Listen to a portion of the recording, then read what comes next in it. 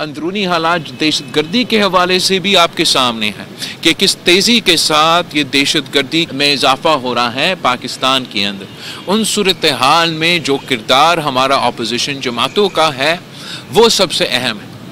अगर इन्होंने एक इंतहा पसंद तंजीम की तरह काम करना है तो रियासत का रवैया वही होगा, और बाकी सियासी जमातों के लिए जो स्पेस है उनसे इंगेज करना वही होगा। पाकिस्तान किसी एक सियासी जमात की लंबी इनिंग्स से नहीं, सियासी इस्तेहकाम से मजबूत होगा। किस जमात ने लंबी इनिंग्स खेलनी है ये फैसला आवाम करेंगे। इंतहा पसंदी की सियासत पर सख्ती होगी तो फिर आप शिकवा नहीं कर सकते। पीटीआई के साथ तो कुछ हुआ ही नहीं। अपोजिशन ने इंतहा पसंद तंजीम के तौर पर काम करना है तो रियासत का रवैया भी यही होगा। Chairman peoples party Bilawal Bhutto की लाड़काना में मीडिया से गुफ्तगू, कहा सियासी तकसीम कम होनी चाहिए, सियासी जमातों को बातचीत से सियासी रास्ते निकालना होंगे। सदर जरदारी को मौजूदा हालात में किरदार अदा करना चाहिए। हम कबल इस वक्त इलेक्शन का मुतालबा नहीं कर रहे मगर कभी तो होंगे। कि क्या सलमान अकरम राजा साहब को नहीं पता होगा, पार्टी के सेक्रेटरी जनरल हैं, कि ये सोशल मीडिया पे चीजें कैसे चली जाती हैं, इमरान खान साहब के पैगामात 100% इल्म में वही करवाते हैं। मुझे तो पता है ना आमिर साहब, मैं तो खुद क्योंकि शामिल रहा हूँ इस मामले में। वो वेट होती है, वहीं से जाते हैं, उनके बगैर तो वो वेट किए बगैर तो वो आती नहीं है ट्विटर के ऊपर। कोट लखपत वाले जो हैं वो देखे ना, सीनियर लोग हैं, संजीदा लोग हैं, 2 दफा खत भी लिख चुके हैं कि आप तो जरा उन पे भी तवज्जो दें, मेहरबानी करें। अडयाला में इस वक्त हीट अप हुआ है तो आप जरा कोट लखपत के जरिए उसको जो है वो ईज आउट करते हैं। बानी की खबरें कौन लीक करता है? पीटीआई रहनुमा फैसल चौधरी ने बड़ा इंकशाफ कर दिया। Program live with Nasrullah Malik में गुफ्तगू करते हुए सकमाल अकरम राजन पर बानी की खबरें और ट्वीट लीक करने का इल्जाम लगा दिया। कहते हैं पीटीआई सेक्रेटरी जनरल को सब मालूम होता है मगर वो गर्म जगह पर पाँव नहीं रखते। कोट लखपत जेल में कैद रहनुमाओं की मुज़ाकरात की बात को संजीदा लिया जाए। अडयाला का माहौल गर्म है जिसको कोट लखपत से ठंडा करने की जरूरत है। मुज़ाकरात के लिए पीटीआई के संजीदा और कद-काट वाले रहनुमाओं को सामने लाया जाए।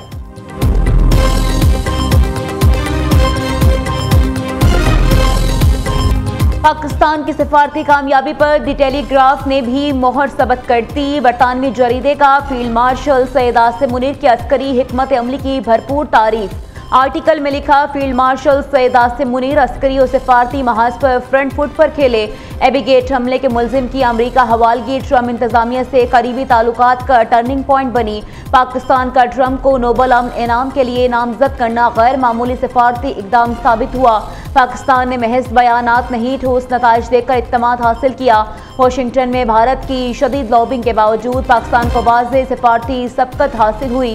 पाकिस्तान को कई ममालिक के मुकाबले में बेहतर तिजारती टैरिफ रियायतें दी गईं। वज़ीर आज़म शहबाज शरीफ और फील्ड मार्शल सैयद आसिम मुनीर को ओवल ऑफिस में बराह रास्त रसाई मिली।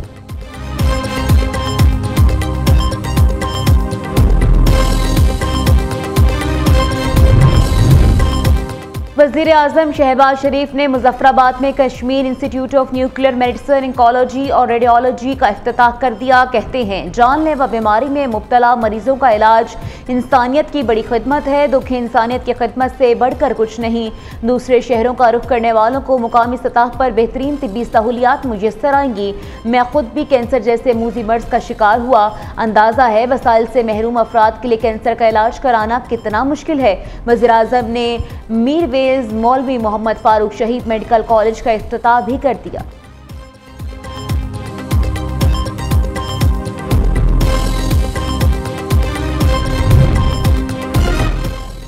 सदर मुस्लिम लीग नून नवाज शरीफ और वज़ीर आला पंजाब मरियम नवाज बैरून मुल्क रवाना। नवाज शरीफ और मरियम नवाज दुबई में 2 रोज़ क़याम करेंगे।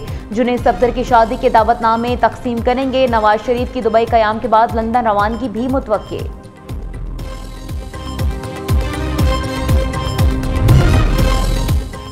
सस्ती एशिया, मयारी माल, आवाम खुश, दुकानदार खुशहाल। थैंक यू वेरी मच वज़ीर आला मरियम नवाज शरीफ। पंजाब में मुल्क का पहला और मुनफरिद सहूलत ओंदिगो बाजार आवाम की तवज्जो का मरकज। सीएम सहूलत ओंदिगो बाजार में रेहड़ी बानों को बाइज्जत रोजगार और शहरी को मयारी और सस्ती एशिया मिलने लगी। रेहड़ी बानों की 400 से ज्यादा स्टॉल्स की ओपन खौरंदाजी के जरिए अलॉटमेंट। लाहौर में पहले मरहले में 10 मकामात पर सहूलत ओंदी को बाजार खुल गए।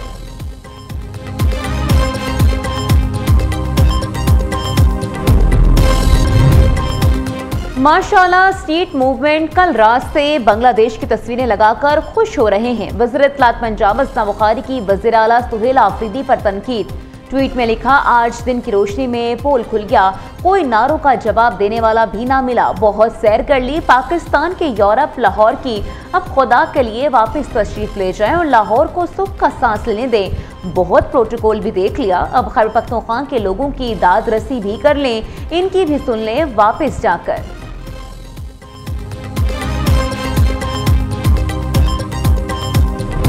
इमरान फारूक के असल कातलों का पता चला, इतनी 4 लाइनें लिखकर ये जमा कराए और शुरू हो जाए। हिम्मत करे, नहीं करेगा, कभी नहीं करेगा।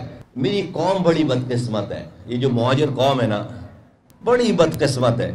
हम तो कभी कभी अब सोचते हैं तो पता नहीं क्या गलती हुई हमसे, कैसा क्रिमिनल मिला हमें। 40 साल लगा दिए इसके पीछे, अभी भी ये बच्चे खा रहे हैं, पूरी नस्ल खा गया मेरी ये। इमरान फारूक को बानी एमक्यूएम ने कत्ल कराया था। बानी एमक्यूएम की सालगिरह पर इमरान फारूक के कत्ल का तोहफा दिया गया। कत्ल की सारी तफसील और तमाम सबूत हमारे पास हैं। रहनुमा एमक्यूएम मुस्तफ़ा कमाल का दावा, कहा बानी एमक्यूएम मगरमच्छ के आंसू बहाता है, हमारी पूरी नस्ल खा गया, बच्चे भी खा रहा है।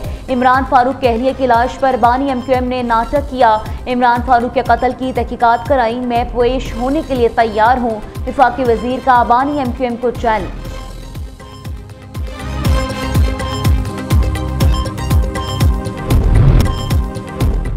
गिलगित बल्तिस्तान के बलाई इलाकों में बर्फबारी, वादियों की खूबसूरती में मजीद इजाफा हो गया। सियाहों ने बड़ी तादाद में वादी नलतर का रुख कर लिया। उधर सवात के खूबसूरत और बर्फपोश सियाहती इलाके कलाम में स्नो फेस्टिवल तीसरे रोज भी जारी।